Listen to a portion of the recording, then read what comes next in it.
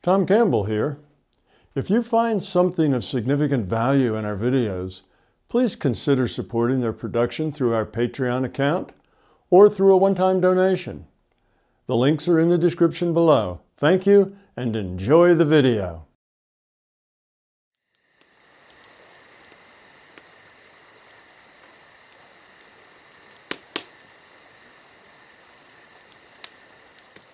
Armand, you're next. Thank you, Donna. Hi, Tom. Hello. My first question is about the perspective of the larger consciousness system. I was thinking about the experience of the larger consciousness system of the LCS when it grew up. I was wondering if it was much struggle involved, because it's so. I thought about a recurring dream popped up in my mind when I was a child. I was dreaming that it was a big brain trying to expand in a small room. It was a very strange dream, and I thought maybe it was like that in the beginning of the LCS evolution. If you can expand on is it even possible to try to understand the LCS evolution and to feel it fully and its perspective from our perspective? The best way to understand the LCS, well, you're never going to understand it completely. You just don't have that ability to understand it completely. You know, we're just a small subset, and the subset doesn't have what it takes to, to be 100% aware of the superset. That's what it means to be a subset. It means you don't have all the information. You've only got a subset of the information. So you won't understand it completely, but you can understand it. And I think I understand it from the viewpoint of looking at its own evolution. So as I talked about in, I think it was probably the first book, second section of the first book, you start with consciousness that is just a 1 or a 0, and that's all it can do.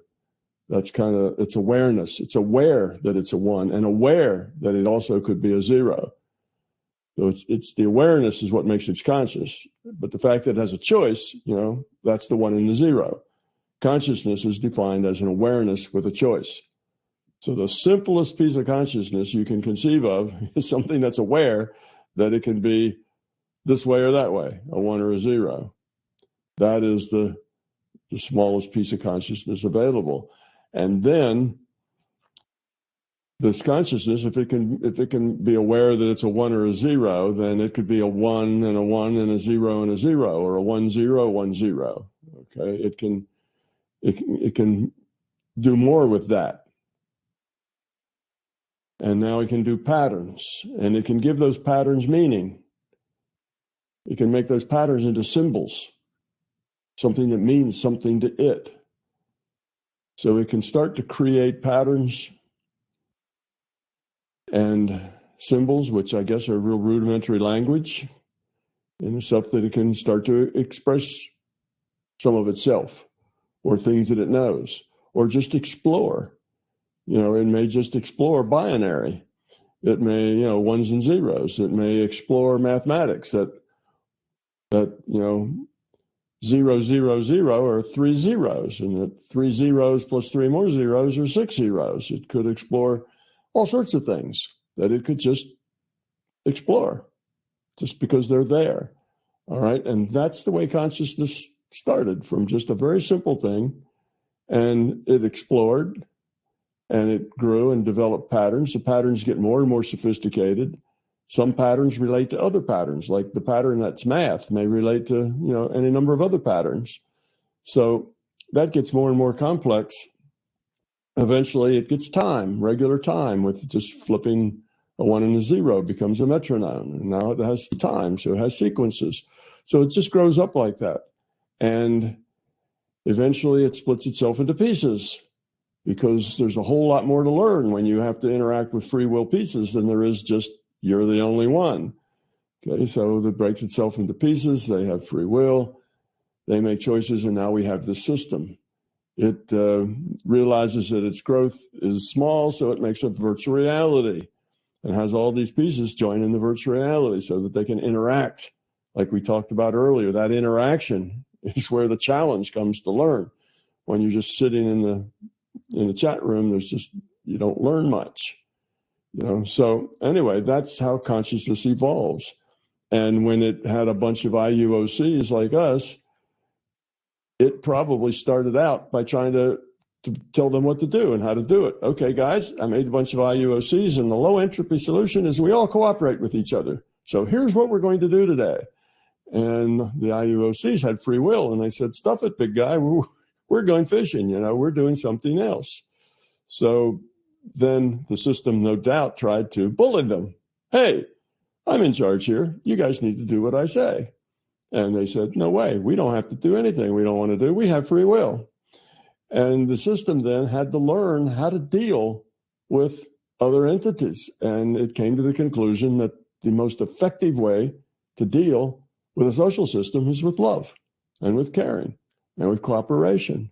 And that bullying just didn't work. It did the opposite. The more you bullied, the less anybody wanted to cooperate with you. So the system had to grow, and we're doing the same thing. We're growing by our interactions with each other. And that was real slow going till we got this virtual reality to play in, where we have this tight connectedness to each other. So that's the way I think of consciousness, the LCS, is that it started small, it evolved, it had to figure everything out on its own, learn its lessons, grow up, become love, because that was the only thing that worked. We're learning the same thing. That's the only thing that works. So that's consciousness, just an awareness with choice. As simple as I'm aware that I can be here or there, this or that, 1 or 0. That's where it starts. And from there, the rest is just evolution. What works? What lowers entropy? What makes us more valuable? More things, more understanding, more organization, lower entropy. So I see it in terms of entropy, a reduction in an evolutionary process, and that's how I look at the LCS. Now, it is way ahead of us because it used us to learn the lesson that we're trying to learn now with each other. So it's more advanced than we are. It serves as the operating system. It serves as the computer for this virtual reality. It was the one that pulled together the initial conditions and the rule set to actually make the virtual reality. So it had to learn a lot of things before it could do that. But it learns by trial and error, just like we do. It does stuff and then it looks and sees how it works. And if it doesn't work very well, then it does something different. So it just trial and error, learns, see what happens to entropy. I do this, entropy goes up, goes down, or stays the same. And then I change what I do based on that. So I see the whole thing as just a natural system, not a supernatural system, that evolved and is still evolving. It's still, working the process, as are we. So one of the biggest things it can do now is to help us. Help us figure it out. But it can't figure it out for us. We have to, it's not real. You don't lower entropy by pretending. You have to change who you are. So it can't tell us, say, oh, here's the right answer, because that's all intellectual. It's not about getting the right answer. It's about being the right kind of person. And you can't make anybody be. We all have free will. We have to grow ourselves. So that's my sense of the LCS and what it is and how it relates to us. I don't know, Armand, whether that was helpful or not, but yeah, it is just so difficult sometimes to try to understand the viewpoint of something so much bigger and greater, but Yeah, the simplistic way of seeing it helps a lot in the details of the purpose. Yeah. Yeah. Well, you're not going to understand it because you're a subset. You can't understand it entirely. You know, so I wouldn't feel bad that, you know, feel like you haven't gotten there yet. You're not probably going to get there yet. It's, you know, we're not it. We don't have its perspective, but now we're a little subset of it. So we are a chip off the same block. We're a piece of consciousness, and we are growing up by interacting and trying to figure things out by seeing how does it affect entropy, you know, and we're doing exactly the same thing. So in a way, you can say, well, it's just like me. I'm just like it. We're both pieces of consciousness evolving. It's just dealing with its reality, which is in a bigger space than your reality. So it's dealing on a little different level, but it's basically doing all the same things. It's not any different than you. You're not a whole lot different than it, except in, you know, capacity and knowledge and experience. It's a lot bigger than you because it has more of all of those than you do. But as far as the way it functions just the way we do, because we're a piece of consciousness too. So, for example, when someone goes to meditation state and can feel one with everything and the love from the system, mm-hmm. is that the kind of the ongoing how do we call it, perspective from the system, or is it something it only goes a bit of? Or? No, I would say that is what you're doing is you're seeing things as the system sees them. Yes. So when you have that experience of becoming one and you lose your identity and you're no longer Armand, you just exist as part of everything. You are everything, and you see everything, and you feel everything. Every blade of grass, every tree leaf, you know, every person, you're everything. And it's all just love, and it's all perfect. And you have that experience. That, I think, is the way the LCS sees things. So you're kind of getting, you know, what is it like to be you? Sort of a thing, you know, you can ask the LCS that, you know, that's kind of the experience. That's what it's like to be the LCS. Okay. It's aware of everything. It's one with everything. Everything is a piece of consciousness. Everything is a part of it. It is everything. So it does have that viewpoint. And you can get that viewpoint, but you can't bring it home with you. You can have it, and you can have it there, you know, and that's fine. You can have that there because that tells you kind of the goal and what you're working on and the bigger perspective. And it's good to have that experience. And that experience is basically, you know, available to everybody. You just have to learn to let go of your intellect, you know, get into that point consciousness state and just open up and have in your mind that you would like to experience the larger consciousness system. And you'll get that experience. It's a good thing to have, but it doesn't play well here. You know, you can't function here in that mindset. It's not...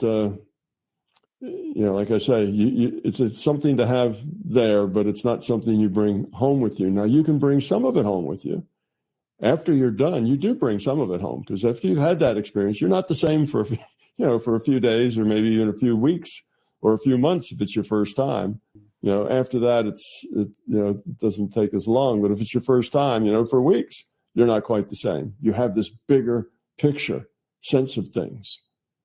But that bigger picture sense of things then is going to decay some over time as you get back into the everyday, you know, dealing with the alligators that happen to be in your local swamp, you know. So there you are in your local swamp and there's alligators everywhere and you got to deal with them.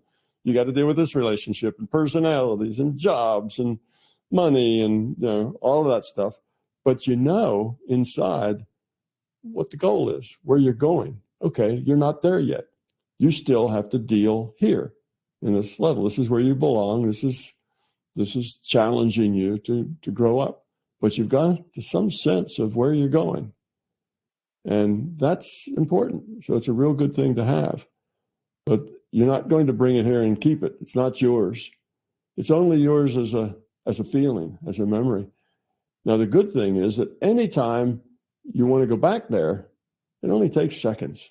You just close your eyes and you can be back in that space, and you can renew that feeling. But you realize that it's not something to get lost in. Some people get lost in that, and maybe the end point of some religious practices are to get lost in that. You go to that, you get that feeling, and that's it. Okay, you've arrived. And now that's what you do. You wake up in the morning, you go sit down and get your body in the right position. You go get lost in that state, and you stay there with a grin on your face all day long until you go to bed, and that's all you do.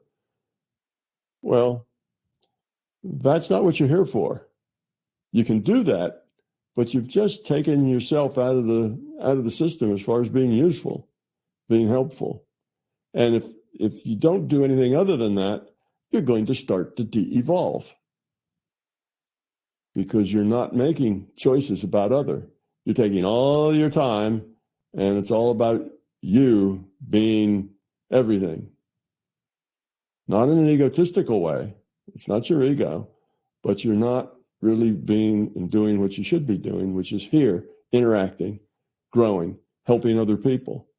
So it's a good thing, good experience to have, but don't let it be your endpoint or your goal to stay there as long as possible.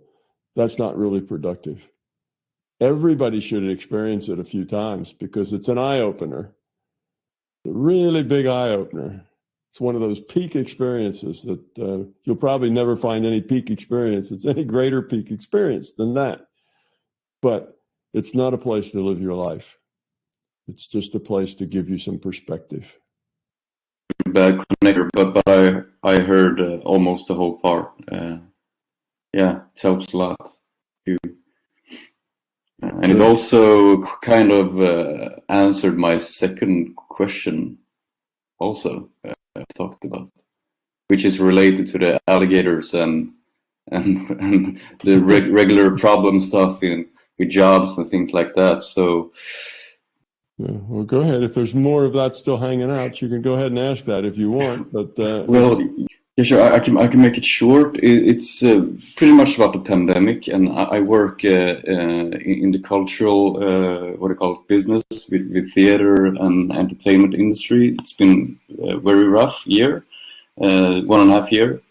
So I love the job, and it's very creative and fun, but it's not been safe because it's been so few jobs. So it was very good before the pandemic, but I decided to maybe give up my dream.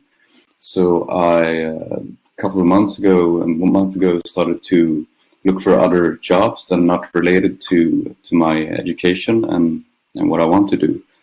And I was sad, but I thought maybe this is what I need to do. And then before I was going to press the apply button to a job, my phone rang, and it was a new opportunity to work in my industry. And I was like, got confused and don't know what to do. And it feels like I'm stuck both in the intellect and can't hear my intuitive side so good. It's just, if you have any recommendations to try to know what, to find the answer within oneself, I find it difficult because of my fears that pop up. I'm trying to get rid of them, but it's enhanced during the pandemic now because it's so many stressors.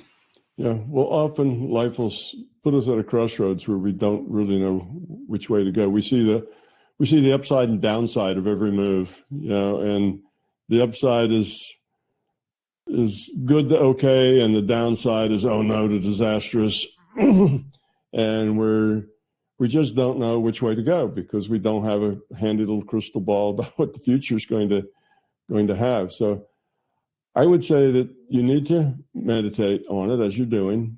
And in that meditation, look for the next, say, 10 years, get that out of the future probable database. And if I make this choice, if I go this way, okay, what's it likely going to, what's basically going to happen? How's it going to be? How's that going to work out? And then go 5 years, 10 years, 20 years, 30 years, go into the future. And then say, well, if I make the other choice, how's that going to work out? And you do that. And then you'll come back from both of those and you'll say, gee, I wonder how much of that was real and how much was me trying to figure it out with my intellect, getting in the way. And play with that over 2 or 3 weeks where you kind of consider both paths. And what I find when I do that is that eventually, after a couple of weeks, one path tends to stand out from the other. One path will stand out from the other. And then go back to the path that's kind of receding again and look at them. And I find that after a while, there's a convergence. And I look at the upsides and the downsides and look at where all your options are. Because, you may, let's say, if in your particular problem, you may decide to take a regular job that's not in your industry. And that job maybe lead you to actually something back in that industry after a while. It just depends. Or maybe that'll always keep your options open so that at any time you could leave that job if the industry opened up and you wanted to go back into it and you found something there. So, look at your options.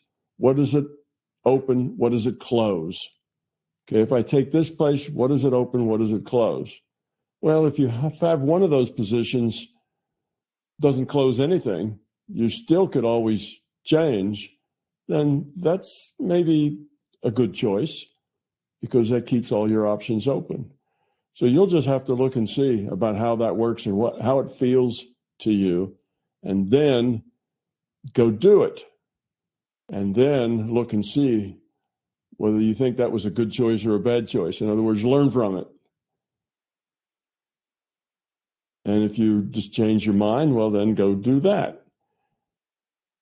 So this doesn't have to be the last choice you'll ever get to make. Don't think of it like that. Don't think of it as, this is going to change my life one way or another. It's not necessarily like that. There'll be more choices and more changes and more crossroads that you'll get to. So try to keep your options open because your love is in the entertainment side. Your love is in there. That's what you'd like to do. And it's nice if you can do things that you'd like to do. Right now, that's probably problematical. But then look at it this way, too. In the big picture, how many people are just like you? They're in that industry. That industry's not doing much now, and they're having to look at other things because they still need to pay the rent. They still, have families to take care of, et cetera. So what are they doing? Well, a lot of them are going to take a job because that's what they have to, any job, to get by. And some of them, when that industry does come back, some of them are going to be pretty secure in those jobs. And the job may turn out to be pretty good. So they may stay out of the business. So when a business does come back, they'll be like most every other business that comes back. They'll have a hard time finding people to hire back because most of their regular, people that they could have hired have gone off and done other things. So what will happen is that there'll be huge opportunities. When that industry gears up again, they're going to say, oh, man, we lost most of the people we had on file. They're gone. They're doing something else now. And they're going to be hard-pressed to find people. Well, in that case, you may actually end up 3 steps ahead of where you would have been otherwise. Because at that point, if they can't find people, well, they'll have to go with who they got. And if that happens to be you, then you may end up ahead in the industry of your choice even though you decided to take a job. See, my point is, you don't know where it's going to lead. So don't look at it with great finality, like this is going to, change my life, and I'll have to do this other job my whole life, and I'll lose this. And don't get that dramatic about it. It's not necessarily going to be that way. There are going to be other changes, other opportunities will come up. So the thing to do, if you take another job because you need regular income, and that's hard to come by right now, take your other job, but keep all your other options open. Keep connecting with those other people. Keep, attending their events or things. Keep those, those people that you might have dealt with who knew you. Send them an email, once a month or something to let them know you're still alive. Keep your hand in ways like that, so that when it opens up and they're desperate for people, then don't jump too quickly, but wait till you get something really good. And you may find that in the big picture, you actually progressed your career by getting out of it for a while. You never know. So don't look at it as a negative idea. Oh no, what should I do? Be happy or pay the bills? Geez, that's a really tough choice. It's not necessarily going to be like that. So just do what you think is right. Keep your options open and figure it out as you go. Thank you. Thank you very much. All right, Diego, you're next. Please go ahead. Thanks, Donna. Hi, Tom. My first question is about scientific logic and the scientific method. Is the scientific method, in your opinion, perfected when used correctly and unbiasedly? Or talking about intuition and stuff, is there a more advanced process of deriving truth? And when we are approaching like subjective subjects, is it good to approach it with the scientific method first? Yeah, the scientific method is a pretty good method when it comes to the objective world. And of course, science will tell you that's the only world that they deal in. Any scientists will say, they don't do subjective. They only deal in the objective world. And in the objective world, the scientific method is a good method. The scientific method is not a good method in order to test the subjective world. It has, it has to be changed a little. It's not good just as it stands. And the main problem is that in the scientific method, you do an experiment, and that experiment is to define truth. And there is just one truth, because that's the way, the world works. It's just in the objective world, you can't say this, is a piece of wood, but it's really a piece of concrete. It's one or the other. It's not both. You see, everything's clear there. All the uncertainties are very small between things. So everything's very clear in the objective world. So the scientific method says that you do an experiment to determine truth. Well, you can't determine truth with just one experiment. You have to have different people doing that same experiment by different people in different places.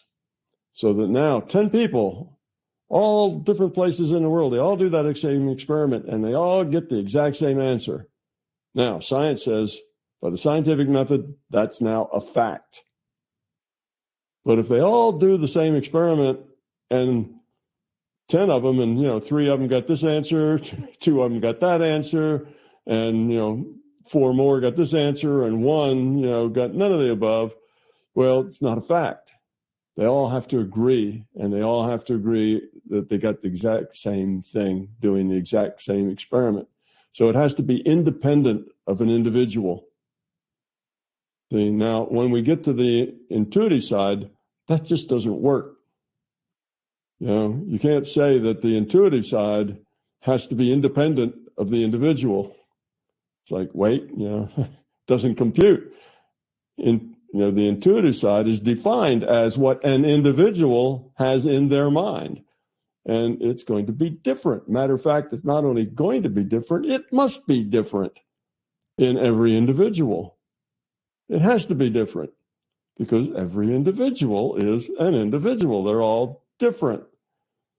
They all have different set of experience and they come in with different things. And to say that something that happens in the mind of one has to happen exactly like that in everybody's mind, or, you know, or it's not true. Well, see, it's just the wrong question to ask. It doesn't work. It's not a good way of doing things. So it's wonderful for the objective world and works well there. In the subjective world, it's not like that. Now you have to, you know, to get facts. You can get facts in the subjective world, but those facts have to be developed with statistics and probability. Those facts have to be developed, not with certainty, but with probability. So you can get, let's say, well, I don't know, you can get, let's say, a bunch of healers together. And you can get certain people, let's say, who are not healers, and you say, here, heal this person. They'll say, that's ridiculous. I can't do that. And you'll get somebody else who can do it. Well, does that make it not a fact or what? You see, well, that doesn't happen. But if you can get, let's say, you get the 10 people together and they're all healers, and of the 10,000 people that are brought to them to heal, they're successful at healing 9,900 of them. Okay. Now, that's enough that you look at the statistics of that and you do a test, a statistical test on that for significance, and you would find out that's significant. That passes the significance test in statistics for being causal. Yes, those healers did cause these people to get better. All right, so now it's not an objective fact, it's a probabilistic fact, or a statistical fact, if you will. And the fact isn't that everybody can do this, any place, everybody everywhere can do it. The fact is that it can be done. That's the fact. It is the possibility. One can heal with their mind. See, it's a little different in the way it's applied. So you come up with the facts that are in the intuitive, like the fact that people can heal with their mind, or people can remote view, or people can get accurate data out of databases. And those can become facts because a lot of people can do them consistently and be accurate with it. That makes it a fact. But it's a different it's a little different fact than what the objective scientists want. This is a fact that has to do with if people can consistently do something, then to a statistical significance.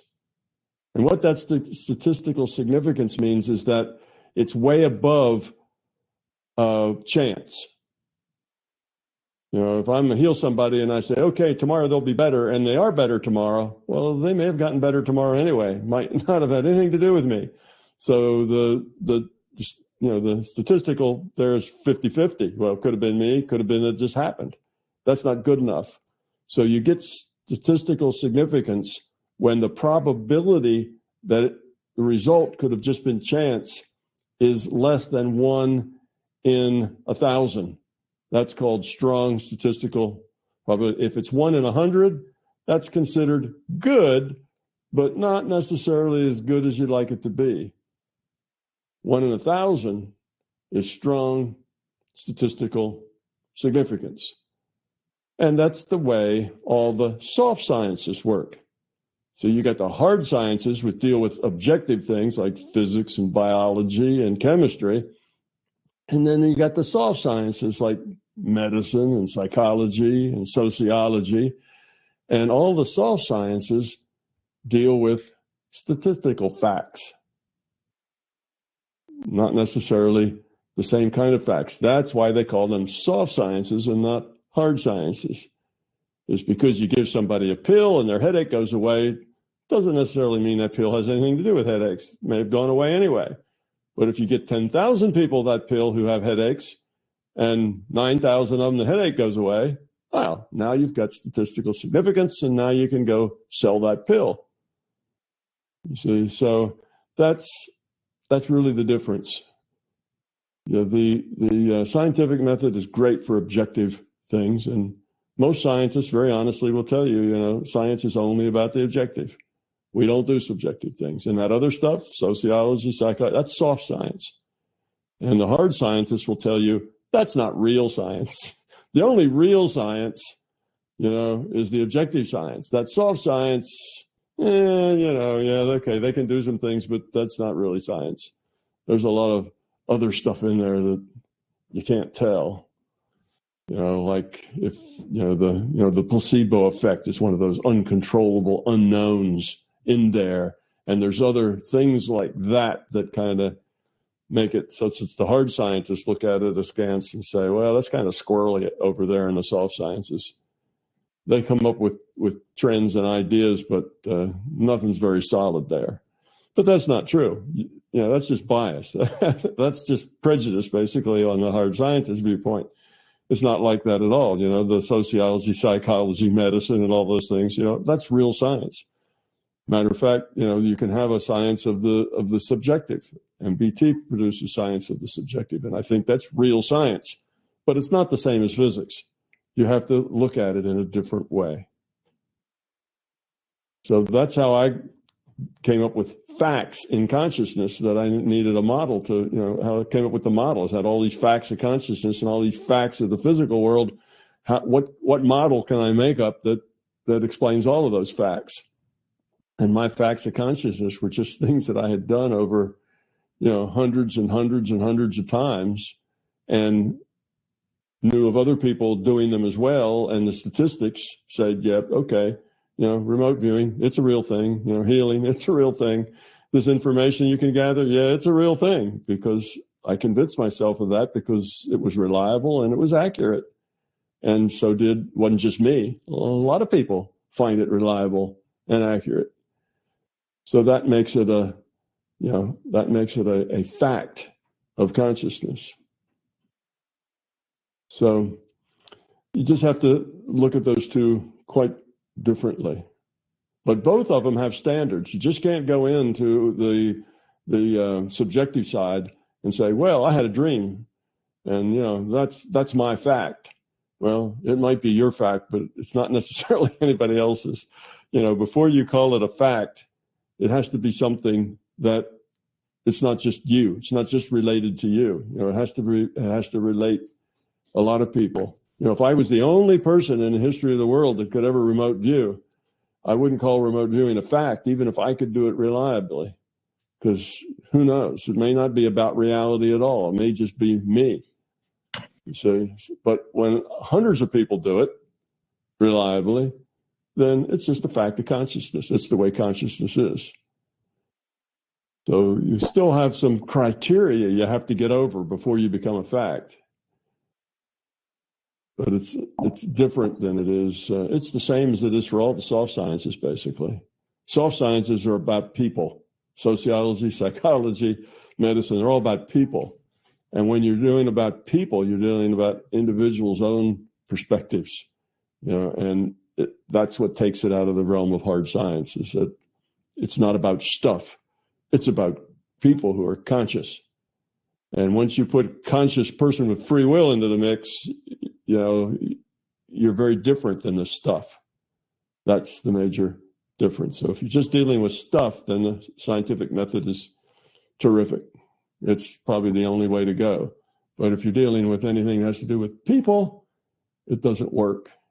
And you need the soft science approach of statistics to define what's a fact. Makes sense. Thanks, Tom. My second question, let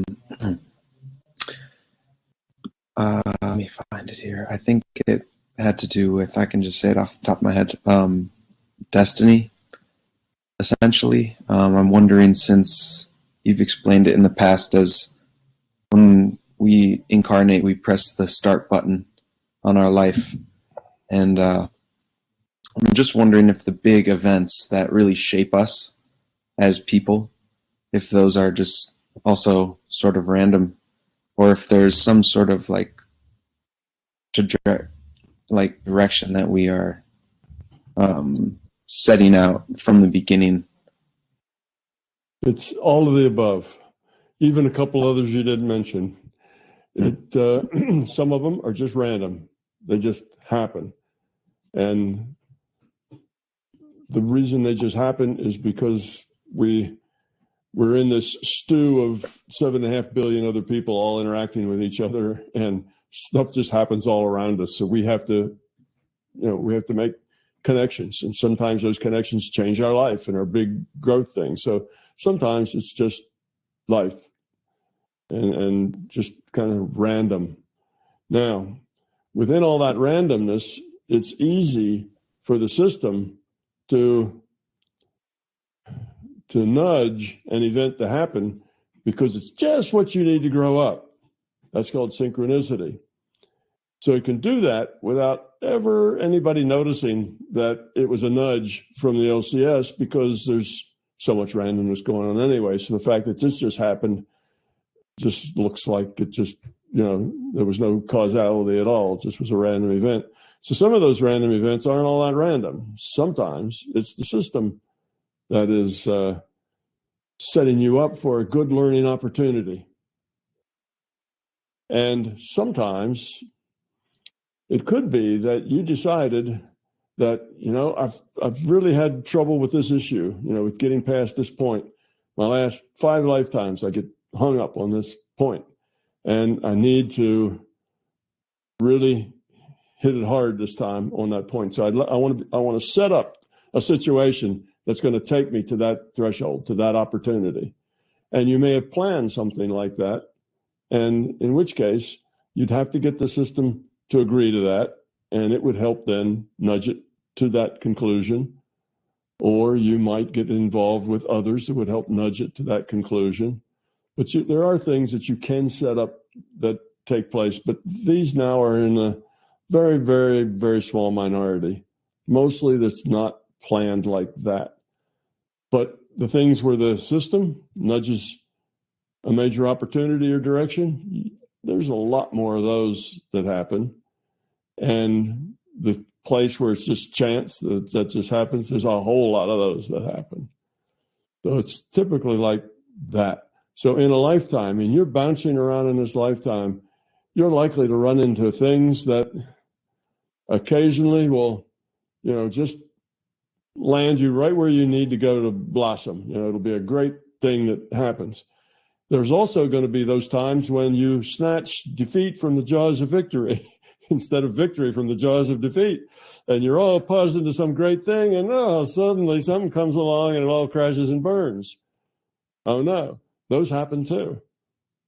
But the thing is, both of those are both good learning events. They're both very instructive, and there's a lot of opportunity to learn, whether you snatch, victory from the jaws of defeat or you snatch defeat from the jaws of victory. There's lessons to be learned both places. So in a way, it doesn't matter too much. We're not here to become material successes. We're here to grow up. It just depends on how you deal with the things that you have to deal with.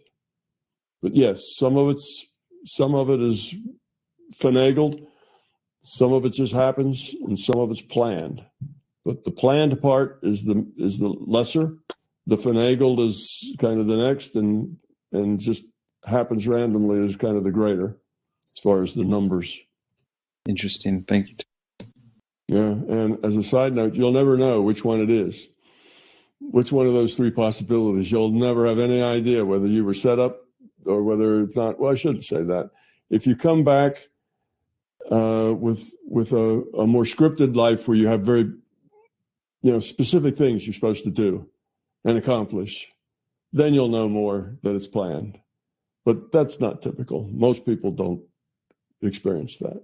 Mostly they just come in here to learn.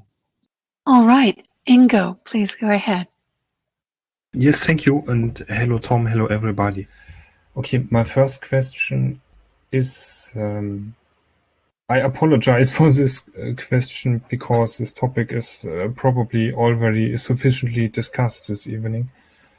But I'm having also some challenges right now.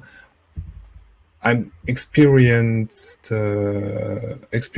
rejection due to certain health decisions, and it is starting to have notable consequences. People I've known for years are suddenly behaving differently. And here in Germany, there is a talk that certain people will maybe no longer will able to get to take the train or go in certain stores. And excuse me if I don't present this in an upbeat tone, but I'm worried about this. And Tom, you have taught me to listen to my gut feelings, and I'm infinitely grateful for that. And my gut feeling says no, this isn't right. And I'm willing getting to the point where I have to think about leave Germany. I mean, even if I don't formulate a concrete question, can you say something about this? Sure, I can say something about this. Not necessarily particular to just that situation, but just in general, the way to to think about this is that here's the way we grow up, is that we have choices, and those choices aren't necessarily the choices that we want. They're just the choices that happen, that come to us. It's what life throws at us. Those are the choices that we have, and we need to think about it and decide what is the low entropy solution. What is the best way that I should go? And you give that your due diligence. You think about it and you say, well, here's the upside, here's the downside, here's all the things that may come out of that choice. Here's the unexpected consequences, the expected consequences. What does it mean to other people? What does it mean to my family? What does it mean to all those people I know or work with or friends and my job? You just look at everything. So, how does it affect me and mine and everything I do? What's the effect going to be? And what is it long term? How is that effect going to be over long term? And you look at it and you say, okay, I've studied my choices, and here's what I've decided is the low entropy path. And by low entropy, I mean it's best for you and for everybody else. It's not just you. It's not you in a vacuum, but you in the system, everybody else. So once you come to that conclusion, then do it. You've put in your due diligence. You've thought about it. You've come to this conclusion that this is your low entropy path. Then you just do it.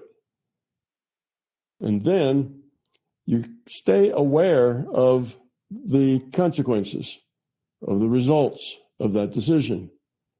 And you live it and you see, well, okay, here are the consequences.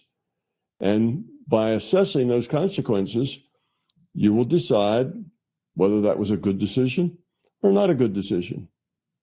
If you decide that it was not a good decision, then you'll learn from it. Next time, you'll do better. If you decide that it is a good decision, then you'll say, I'm glad I did that. Next time, I'll be sure and do something like that again. This is how we all learn. This is the kind of the process for growing up.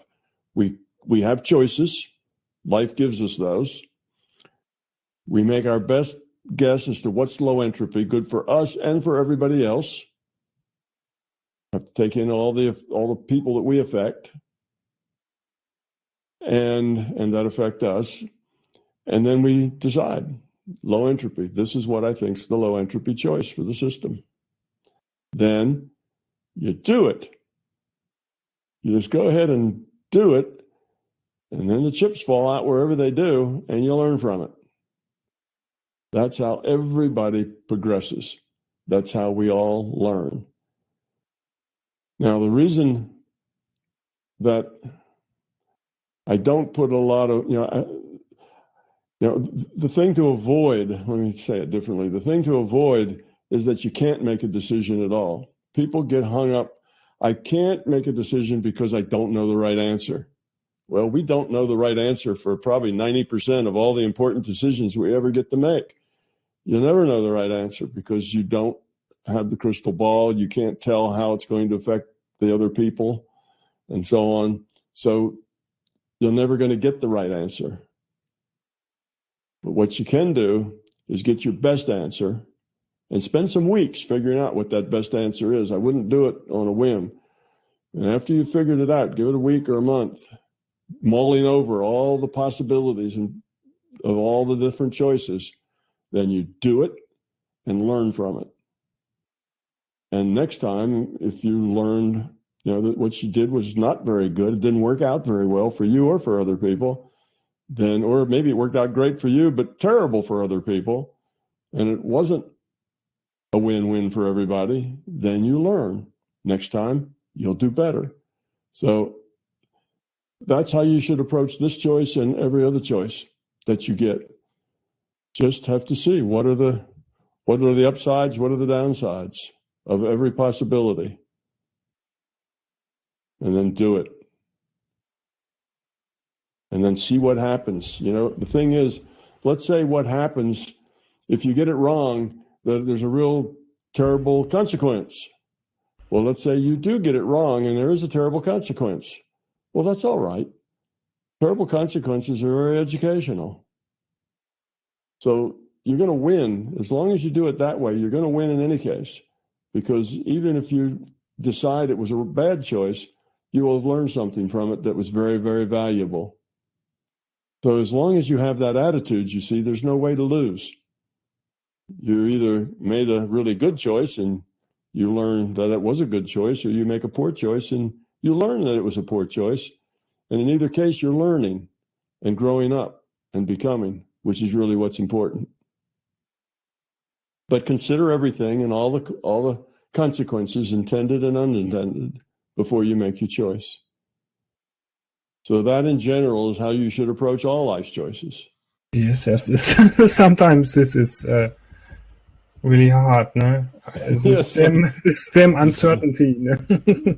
Sometimes it's really hard. But that hardness will start to resolve itself as you start looking at all the possible consequences. And also the consequences of consequences. You have to follow it out sometimes. All right, here's the choice. Now, what does that mean? Where am I going to be 6 months later, a year later, 2 years? What are all the possibilities down there? Where could all that go?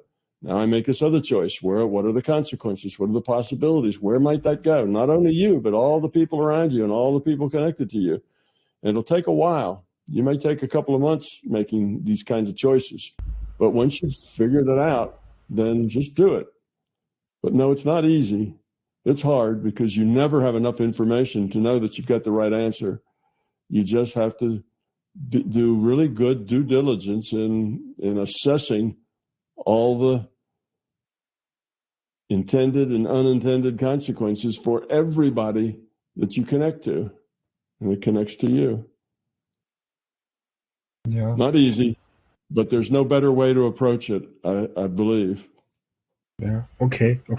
Maybe I'm someone who is looking for maybe almost information and try to analyze it and then make a decision. And I think that this is sometimes is blocking, so to speak. Yeah, you have to do that analysis yourself. It has to be yours because it's your free will and your choice and your decision. You don't want to make it because somebody else said something. It has to be, you have to come to that conclusion that it's your best choice so that it's your decision. That way it's your lesson and you'll learn it. Okay. Thank you very much. I would change the topic to my second question. About remote viewing. Sometimes I have difficulties with it. I use this sentence where I say I want my information after I have said now or okay or something like that. But sometimes it's hard to distinguish which information is the right one. Anyway, so to speak. And you said it's always the first information that comes into your head. But sometimes I've made the experience that is the second or the third thought that comes into your head. And mostly you feel what is right or not, but sometimes it is difficult for me to distinguish what is right information. Can you give me some tips on that? Yeah. Well, yes. The way that most people can deal with that is the first thing that comes into their mind. That's kind of the rule of thumb. You do that, and that's because the first thing that comes into your mind is too quick for your intellect to have jumped in there and made something up, because that's the problem remote viewers have. Remote viewers are constantly in a war with their intellect. Let's say, their intellect gets in and wants to guess, or wants to give them information, wants to come up with the answer, and that's what gets in the way. If the intellect would sit down and be quiet, then there wouldn't be any problem. You just get whatever came in your mind whenever it came in your mind, and that would be your intuition. But because the intellect wants to guess and tell you what it is, that becomes the problem. Mostly we take the very first thing, because it usually takes the intellect just a little bit of time to get its first thing out there. So that's the whole point of the first thing. But now everybody's an individual and people do it differently. And it could be that your intellect is just sitting there poised, just ready to go, with something right already. And as soon as you say, no, it puts its card out there really fast and confuses you. That's a possibility too. That's not typically the way it works, but every individual's different. Your intellect might be Johnny on the spot, might be really fast on the uptake when it comes to doing that, and that confuses you. And you may, sometimes people will do this. They'll miss it right in the beginning. So then they'll kind of reset and they'll say, well, that didn't feel right. All right, they start over. They, even if they don't go through a sequence of starting over, they actually are starting over in their mind. So they say, all right, let's blank it out again. All right, let's do it again. And maybe on their second or third time they do that, they say, oh, that one felt right, because as soon as I did it, I got that and it works fine. And they may go with that. And that indeed may be the right answer, but it's because really they kind of started over. And you may start over 2 or 3 times. Each one's sort of a fresh start. And it is true that when you get the right answer, you've gotten the right answer. Most remote viewers will tell you that. When you get it, it just feels right. And you go, oh, that's it. And there's a big difference between when it feels right and when it feels questionable. Because it either, to me, it either feels solid and right, and it almost always is, or it feels kind of wishy-washy, I think. Because the times that it's right, I don't think. I know. I know that that's right. So it's typically that way. So when you get that feeling that that's solid, then go with that, whether it was your first time or your third time. But for most people, it's easier to get their very first impression, because consciousness is fast and most people's intellects are a little slow.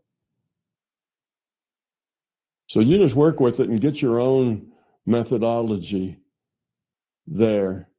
Just practice. Eventually, if you do it enough times, you'll get to the point that you'll get better and better at it. Yeah. Okay.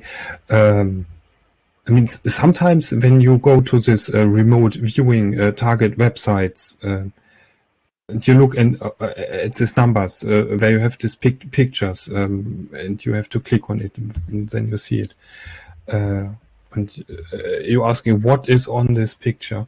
Then you have the feeling, sometimes maybe on the right side there is something black and dark, and then automatic your brain started to think this is a car, but you don't know. Right. That's your intellect jumping in and trying to guess. Yeah. That's the thing. That's the problem. That intellect always wants to answer the question, and if it doesn't know how to answer the question, it makes something up. That's why people have so many beliefs. It's because their intellect just makes stuff up. If they don't have a ready answer, it makes something up. But this happens so quickly. It does. It's very fast. That intellect is very quick at doing that. Yeah, you'll see a little dark spot in the media. Oh, it's a dark cloud. It's raining over there. It's or it's a dark car. It's this. It's that. Your intellect does a pattern matching kind of thing. It gets data. And then it goes into your experience, your database of all your experience, and it tries to find a pattern that's similar to that. And if it can't find anything that's exactly that, or if the data gets kind of fuzzy, it'll just grab the first thing that is similar. So it goes in, does a pattern matching, grabs something, throws it out. And that is the bane of all remote viewers, is to get that intellect to stop doing that. And that's really what you learn. When you learn to be a remote viewer, you learn how to get your intellect to sit down and be quiet, because that's the key thing. The remote viewing is simple. You ask a question, there's an answer. What's easier than that? The problem, the thing that makes it difficult, is that intellect will throw in garbage, because that's what it does. It answers questions.